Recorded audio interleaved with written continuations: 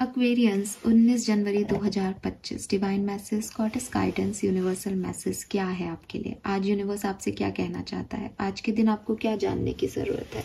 So let's see कि क्या message हमें मिलते हैं कुंभ राशि आपके लिए।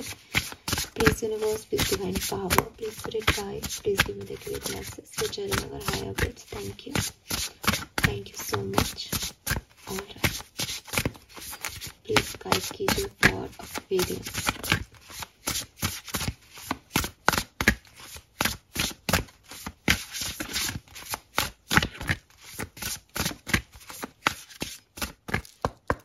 जनवरी 2025 we have morning number 40, we have confidence number 23, oh my god this is beautiful, and we have storm number 44 और बॉटम में है यहाँ सनड्रेस नंबर 41। और ये दो कार्ड तो देखो आप कि सुबह कोई उठ रहा है और फिर जब वो काम पे जा रहा है तो धीरे धीरे सन जो है वो आसमान में आ गया है, एकदम चढ़ता सूरज।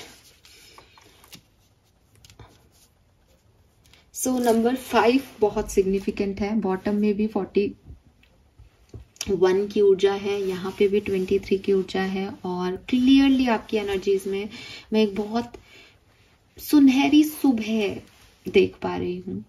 ठीक है, सो सुनहरी सुबह मतलब एक नया दिन, फिर से कुछ नया शुरू करना, नई एनर्जीज, न्यू पॉजिटिविटीज। जैसे कोई बहुत दिन से बीमार पड़ा था, एक लो एनर्जी में पड़ा था, अब फाइनली उसमें फिर से जो है वो एनर्जी यूनिवर्स डाल रहा है कि चलो दोबारा से शुरू करते हैं कहानी को।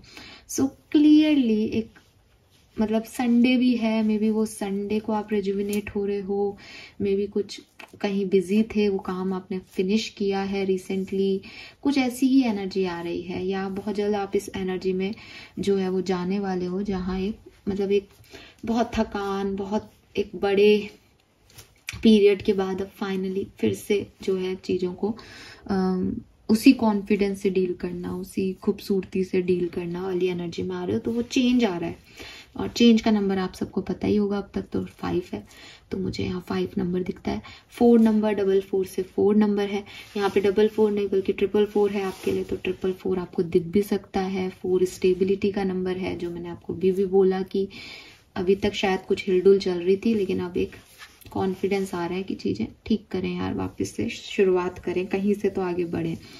तो यस, ये एक पॉजिटिव साइड मुझे इस रीडिंग का इन कार्ड्स को देख के ही लग रहा है।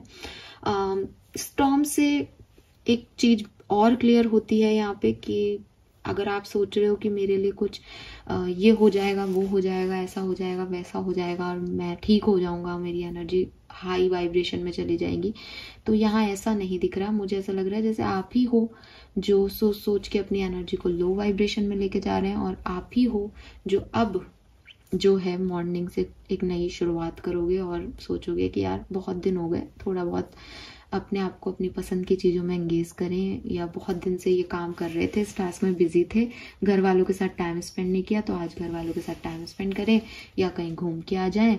तो खुद ही खुद को आपको हील करना पड़ेगा, बिकॉज ये तो क्लियर है कि पहले डिप्रेसिव एनर्जी थी, और पहले अगर डिप्रेसिव एनर्जी थे तो डेफिनेटली कोई ना कोई तूफान आया ही होगा। सो उससे ही आपको यहाँ पे निकाला जा रहा है, और ये पूरा गाइडेंस आपको उसी के रिगार्ड्स में दिया जा रहा है। अब अगर मैं कलर की बात करूँ तो मैं कहूँगी कि ग्रे कलर, ठीक है, ब्लैक नहीं, ग्रे कलर आपके लिए बहुत सिग्निफिकेंट है आज के लिए। नंबर मैंने आपको बता ही दिए, नंबर 4 और नंबर 5 है, लेकिन नंबर 8 की भी ऊर्जा है और नंबर 7 की भी ऊर्जा है और नंबर 2 की भी ऊर्जा है कुछ लोगों के लिए। ठीक है, अब मैसेजेस क्या है? मैसेज मैं यहाँ से नहीं, यहाँ से चलूंगी। यूनिवर्स आपको कह रहे हैं कि अगर बार बार पीछे मुड़ के देखते रहोगे तो कभी आगे नहीं बढ़ पाओगे। तो मे बी पास्ट में जो कुछ भी हुआ उसके लिए आज भी रोते रहते हो। आपको थोड़ा बहुत कहीं ना कहीं, जब मैंने कहा कि आपकी एनर्जी लो चली जाती है, तो उसमें कहीं ना कहीं आपकी पास्ट सिचुएशंस का रोल है। आप अपनी पास्ट सिचुएशंस को देखते हो और आप थोड़े से ढीले हो जाते हो, आपको लगता है कि कितना कुछ हो गया, या ये चीज़ें वैसे नहीं वर्क की, या मैंने इतना किया मुझे तो रिजल्ट्स नहीं मिले, या मेरी लाइफ ही खराब है, ऐसा हो गया था, मैं तूफान में था।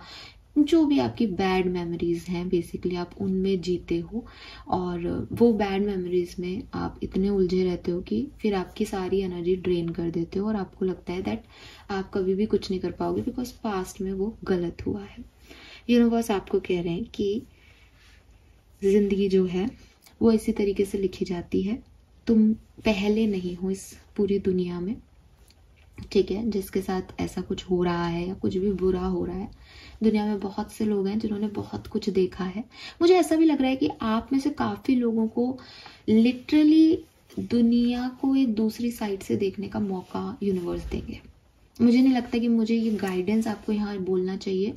आपकी लाइफ में कुछ ऐसा होने वाला है जिससे आप देखोगे कि आप कितने ब्लेस्ड हो। जैसे अभी आप अपनी जिंदगी के तूफानों को देख रहे हो और आप सोच रहे हो कि यार कितना कुछ हो गया, कितना कुछ बुरा हुआ, मेरी लाइफ में ये हो गया, मेरी लाइफ में वो हो गया, एंड नेक्स्ट फेज में या मे बी आज ही के दिन 19 जनवरी को ही एक फेज आपकी लाइफ में आएगा या एक व्यक्ति आपकी लाइफ में आएगा या कोई सिचुएशन आपकी लाइफ में बनेगी जब आप ये सोच रहे होंगे कि यार उनकी लाइफ में तो मेरे से भी बुरा हो गया, या वो तो बेचारे इस सिचुएशन में भी स्ट्रांग खड़े हैं, मतलब मेरे साथ भगवान ने इतना भी बुरा नहीं किया जितना दूसरे लोगों के साथ किया, और फिर भी वो लोग हैं, वो भी एग्जिस्ट करते हैं, तो मेरे साथ तो ऐसा कुछ हुआ ही नहीं है। कुछ तो आपको ऐसी कंपैरेटिव एनर्जी मिलेगी, और बस वही है, वही आपका गाइडेंस होगा यूनिवर्स में, और वहीं से शुरू करना है आपको ये कहानी।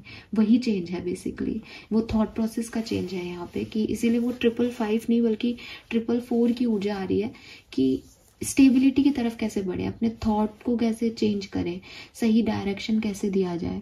वो चीज कुछ होने वाली है, वो चीज कुछ घटने वाली है, वो कोई सिचुएशन आने वाली है। मे बी कोई आप कहानी सुने किसी से, ठीक है, मे बी कोई गाना सुन रहे हो आप, मे बी सच में किसी का कोई एक्सपीरियंस आपसे शेयर हो, मे बी कोई व्यक्ति जो है आपकी लाइफ में आए और आप बताएं, और लिटरली ऐसा होता है।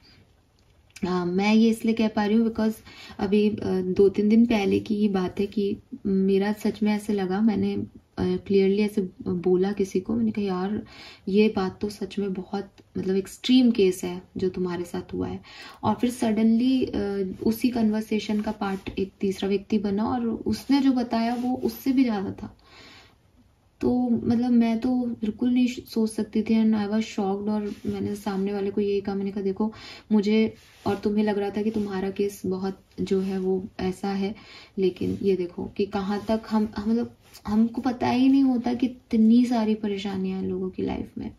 और मतलब जो कई बार मैं तो सुनती अब हूँ चाइल्डहुड ट्रॉमा, मैंने पढ़ा है इसके बारे में, अब तो मैंने इतने लाइव एक्सपीरियंसेस देख लिए हैं कि मैं खुद हैरान हूँ कि दुनिया में कैसे कैसे लोगों बच्चों ने सरवाइव किया है सिचुएशंस में, कैसे कैसे मतलब एक जरा सा मैं ऐसा मानती हूँ कि चाइल्डहुड ट्रॉमा होता है कि पेरेंट्स जो हैं वो प्रॉपर केयर नहीं करते बच्चे की। तो इट्स लाइक कि मुझे बचपन में वो जो टाइम मिलना चाहिए था पेरेंट्स का वो नहीं मिला, बिकॉज मेरे मदर फादर दोनों जो हैं वो वर्किंग थे और नहीं मिला। तो हम ऐसे हो जाते हैं कि भाई बचपन में किसी ने ध्यान ही नहीं दिया, ऐसे ही पल बढ़ गए। तो एक तो ये छोटा सा चाइल्डहुड ट्रॉमा, फिर वो केसेस आ रहे हैं 90s के मेरे पास जहाँ मैंने ये सुना कि मदर फादर ने अब बच्चे ज़्यादा हो गए थे तो नानी को दे दिया या बुआ को दे दिया एक बच्चे को पालने को, मौसी को दे दिया एक बच्चे को, तो वो वहीं पल रहे हैं। तो उन बच्चों के मन में तो और मतलब 90s के मैंने लिटरली अब तो मतलब अब मैंने ये कोई ऐसा नहीं कि विदेशों की किसी थ्योरी को मैं किताबी ज्ञान आपको दे रही हूँ, मैंने लाइव एक्सपीरियंस देखे यार इन चीज़ों के। एंड लिटरली फिर ऐसा लगता है कि हाँ यार जो बच्चा माँ बाप के साथ कम से कम 8 बजे के बाद रहा वो ज़्यादा सुखी है ना। इनके माँ बाप ने तो इनको छोड़ ही दिया। इस बच्चे को तो बिल्कुल ही लगता होगा कि मुझे पाला पोसा ही नहीं, मेरे साथ ही ऐसा क्यों किया, भाई को दे देते, बहन को दे देते, मुझे क्यों दे दिया किसी को। तो वो सिचुएशन आ गई। और उसके बाद फिर और सिचुएशन कि दोनों पेरेंट्स की बनी नहीं, डिवोर्स हो गया, सिंगल पेरेंट्स से जो है पालन पोषण किया, या फिर कोई कार्मिक पेरेंट्स ने जो है लालन पोषण किया, तो वो तो और भी वियर्ड चीज कि भाई सब कुछ है भी और कुछ है भी नहीं। तो कितने एक्सट्रीम केसेस हैं। फिर पेरेंट्स नहीं होना कि पेरेंट्स थे लेकिन फिर रहे नहीं, तो कितना चाइल्डहुड ट्रॉमा लोग सहते हैं, कितना है ये अथाह में, और कितना दर्द है, कितना पेनफुल है। मैं कह रही हूँ आज की जनरेशन इस पे बात कर रही है, पुराने लोग तो बात ही नहीं करते थे, सब अपने मन में रखते। पुराने लोग क्या, हर तरह का व्यक्ति है आज भी। कुछ लोग बोलते हैं कि हम इस चीज़ से गुजरे हैं तो हम ऐसे हैं। मतलब आजकल की जनरेशन बोलने लग गई है, और नहीं बोले तो नहीं बोले, कुछ अपने मन में ही रख लेते हैं। उनको पता है कि उन्होंने क्या सहा है, उनके पास क्या नहीं है, लेकिन वो बेचारे बोल नहीं पाते, एक हैप्पी फैमिली का दिखावा करते हैं। सो बहुत टेंशन्स हैं, बहुत परेशानियां हैं, लेकिन क्लियरली अगर आपको ऐसा लग रहा है कि सिर्फ मैं, तो नहीं, दुनिया बहुत बड़ी है। और बात करोगे किसी से, कम्युनिकेट करोगे तो पता चलेगा कि जो आपका दुख है वो तो कोई दुख ही नहीं है। बहुत बहुत बहुत दुख है इस दुनिया में। और वही चीज़ है कि इतनी ठंड पड़ रही है, आप और मैं आराम से घरों में सो रहे हैं। आज भी फुटपाथ पे भी कुछ सो रहे हैं बच्चे, बट उनके माँ बाप सारे कंबल उन बच्चों को उड़ा देते हैं, अपने बच्चों को जो है वो ग्रो करने के लिए, कि हमारे बच्चों को परेशानी नहीं आए। चाहे कोई बंगले में रह रहा हो, चाहे कोई मिडिल क्लास एक छोटे से घर में रह रहा हो, चाहे कोई फुटपाथ पे रह रहा हो। जब परिवार होते हैं, जब बॉन्डिंग्स होती हैं, जब रिश्ते होते हैं, तो अपने से पहले दूसरे का सोचा जाता है। एक बच्चा बड़ा होकर के माँ बाप का सोचता है, अगर सही तरीके से संस्कार है तो, और माँ बाप जो है वो बच्चे का सोचते हैं अगर सही रिश्ते हैं तो ये ही कहानी है। और ऐसे ही सबकी कहानियाँ चल रही हैं, इसमें उतार चढ़ाव आते रहते हैं। तो हो सकता है कि सिचुएशन आपकी बहुत अच्छी नहीं रही, आपके रिश्तों ने आपको वैल्यू नहीं दी, या कुछ सिचुएशंस ऐसी रही जहां आप निभा नहीं पाई चीज़ों को। तो यूनिवर्स आपसे बस इतना कह रहे हैं कि एक व्हील है जिसे आप समय का चक्र, समय का पहिया कहते हो, वो घूम रहा है। और घूम रहा है तो अगर अच्छा है तो बुरा भी आएगा, और बुरा है तो अच्छा भी आएगा। वो स्टक नहीं है, समय अपनी गति से चलता जा रहा है। जिन बातों को मैंने अभी बताया कि लोगों की लाइफ में बहुत परेशानियां आई, वो श्री कृष्ण भगवान की कहानियों में भी आप देखोगे। पैदा कहीं हुए, फिर पाला किसी ने, अपने मामा से लड़े। तो वही चीज़ है कि हमारे और आपके देवता, या ये जो माइथोलॉजी है, इसमें भी हमें ये सीखने को मिलता है कि किसी की भी लाइफ बिल्कुल स्मूथ नहीं है। श्रवण कुमार जैसा बेटा भी हुआ इस दुनिया में, जिसने अपने माँ बाप को जो है, अपने माँ बाप पे ही पूरी जिंदगी दांव पे लगा दी कि मैं इनको ही तीर्थ यात्रा कराऊंगा। वहां पे भी दशरथ जैसे राजा ने उनको तीर मार दिया। तो अच्छी इंटेंशन के साथ गए थे, लेकिन फिर भी जो होनी लिखी थी वो हुई। फिर वहीं से राम की कहानी गढ़ गई। तो ये सब ऐसे ही चल रहा है, किसने पुराने जन्म में क्या किया है आपको और हमको किसी को नहीं पता, किसी को याद नहीं कि किन लोगों को हमसे रिवेंज लेना है, किन लोगों का कुछ बाकी बच गया है। तो कहानियों को यही पे छोड़ देने में बेहतरी है कि चलो ठीक है, ये भी किसी पाप का या किसी कर्म का लेखा जोखा था। और अच्छी चीज ये है कि चलो कट गया, ठीक है, कोई डेप्थ था, कोई कार्मिक लेसन था, मिल गया हमें, हमने देख लिया वो समय भी, हमने ये भी झेल लिया जिंदगी में। ये कह के आगे बढ़ जाना ही सुख का रास्ता है। उसमें ही अटके रहने से आपको सॉल्यूशंस नहीं मिलेंगे। तो यूनिवर्स आपको यही समझाने की कोशिश कर रहे हैं कि आने वाले टाइम में आपको ऐसे कई एग्जाम्पल्स मिलेंगे जहां आपको पता चलेगा कि आपकी जर्नी सबसे ज्यादा परेशानी वाली नहीं थी। हाँ, आपने अपने लेवल की परेशानियां झेली, हाँ आपने बहुत कुछ सहा, लेकिन अब आगे बढ़ने का समय है। इस न्यू मॉर्निंग जो लोग आपका वेट कर रहे हैं, वर्ल्ड आपका वेट कर रहा है, दुनिया आपका वेट कर रही है कि भाई तू गड्ढे में गिरा, लेकिन नेक्स्ट क्या? तू गड्ढे से उठ के निकल के बाहर आएगा या उसी गड्ढे में धंस जाएगा? तेरी कहानी का अगला चैप्टर क्या है वो बताओ दुनिया को। एक्वेरियस तो एक्वेरियस थे, एक्वेरियस बहुत अच्छे थे, एक्वेरियस की लाइफ में ये था वो था, सडनली एक्वेरियस गड्ढे में गिर गए। अब एक्वेरियस गड्ढे में गिर गए तो कहानी खत्म होगी क्या? नहीं, बताओ, कहानी लिखो आगे की। तो यूनिवर्स चाहते हैं कि आप अपनी कहानी को आगे लिखें, ठीक है, और ऐसा लिखें कि दुनिया उससे सीख ले सके। तो अब क्योंकि एक नई कहानी है तो डर लगेगा, ठीक है, डर लगेगा। ये भी लगेगा कि लोग हंसेंगे कि देखो मैं गड्ढे में गिर गया। ये भी लगेगा कि गड्ढे से गिर गए हैं, हाथ पैर टूट गए हैं, अब आगे कैसे चल पाएंगे। सब कुछ है, सब कुछ है, लेकिन यही सच है ना, यहीं से कहानी लिखनी है, यहीं से आगे बढ़ना है। तो एक बहुत प्यारी कहानी मैं आपको सुनाती हूँ उससे, क्योंकि मैसेज तो आपके लिए यही है, बट मेरे मन में अभी सडनली वो कहानी आई तो मैं आपको सुनाती हूँ। आपको बहुत अच्छी लगेगी और शायद आपको कुछ सीखने को ही मिले उससे। एक बार एक राजा होता है, एक राजा होता है जिसकी एक आँख जो है वो नहीं देख पाती, पत्थर की होती है, और उनका एक पैर खराब होता है। अब राजा जी जो है वैसे बहुत बहादुर होते हैं, लेकिन क्योंकि बचपन में युद्ध में उन्होंने जो है ये गवा दिए थे अपनी आँख और टांग, तो उनको थोड़ा सा अपने आप को देख करके ऐसा लगता है कि कितना खराब दिखता हूँ मैं। तो एक बार वो अपने महल में घूम रहे होते हैं और महल में घूमते घूमते अपने एंसेस्टर्स, अपने पूर्वजों की तस्वीरें देख रहे होते हैं और देखते हैं कि अच्छा मेरे परदादा जी कितने हैंडसम थे, राजा एकदम राजगद्दी पे बैठे हुए हैं। फिर दूसरे देखते हैं कि बगीचे में घूम रहे हैं, उनके दादाजी बहुत हैंडसम लग रहे हैं। फिर अपने पिताजी को देखते हैं, वो भी बहुत हैंडसम लग रहे हैं, सभा में खड़े हैं। तो उसको लगता है कि मेरे पूर्वज कितने मतलब लगते हैं राजा जैसे, और मेरी तस्वीर यहाँ पे लगेगी, अब मैं मरने वाला हूँ तो, लेकिन मैं कैसा हूँ, एक पैर नहीं है मेरा, एक आँख नहीं है, मेरी तस्वीर ऐसी लगेगी यहाँ पे। तो उनको बहुत बुरा लगता है कि अरे मेरी तस्वीर कैसी लगेगी, क्योंकि बचपन में ही उनका ये युद्ध में ऐसा हो गया था, तो उनके पास जो जवानी की तस्वीरें थी उनमें सब में ही उनके ये कमी उनको दिखी। तो उनको बहुत बुरा लगा, तो उन्होंने पूरे राज्य में कहा कि कोई मेरी बहुत सुंदर सी तस्वीर बना सके अगर, तो उसको व्यक्ति को ढूंढो, क्योंकि मैं चाहता हूँ कि मरने के बाद मेरी एक अच्छी तस्वीर लगे। मुझे पता है कि आप लोग तो मेरी कोई सी भी तस्वीर लगा देंगे, लेकिन मेरे पूर्वजों को तो इसकी ज़रूरत नहीं पड़ी, बट मुझे लगता है कि शायद मुझे पहले ही देख के जाना चाहिए कि मेरे लिए कौन सी तस्वीर बेस्ट है, वही लगाइएगा आप हॉल में। तो वो राजा कहता है ठीक है। अब सब लोग, राजा की बात खबर पहुंच जाती है पूरे गांव में, तो सब लोग डर जाते हैं कि अरे यार राजा की सुंदर तस्वीर कैसे बनाए, राजा कोई सुंदर है तब ना बने तस्वीर सुंदर। अब जो व्यक्ति की एक आँख ही नहीं है, एक पैर ही नहीं है, उससे क्या सुंदर तस्वीर बनाएगा कोई।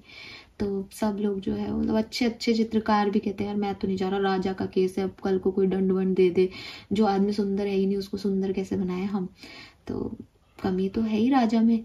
सब ऐसे बात करने लगते हैं, राजा के पास भी कोई नहीं आता, राजा सोचने भी लगता है, उस बेचारे उसको पता भी होता है कहीं ना कहीं, लेकिन वो कहता है कि एक भी व्यक्ति ऐसा नहीं है जो थोड़ा बहुत मेरी जो है वो पेंटिंग बना दे और थोड़ी सी अच्छी बना दे, कुछ ही थोड़ा बहुत करेक्शन कर दे, कैसे भी बना दे। तो उतने में उनका मंत्री आता है कि राजा साहब एक बच्चा आया है, यंग लड़का आया है, वो आपकी तस्वीर बनाना चाहता है।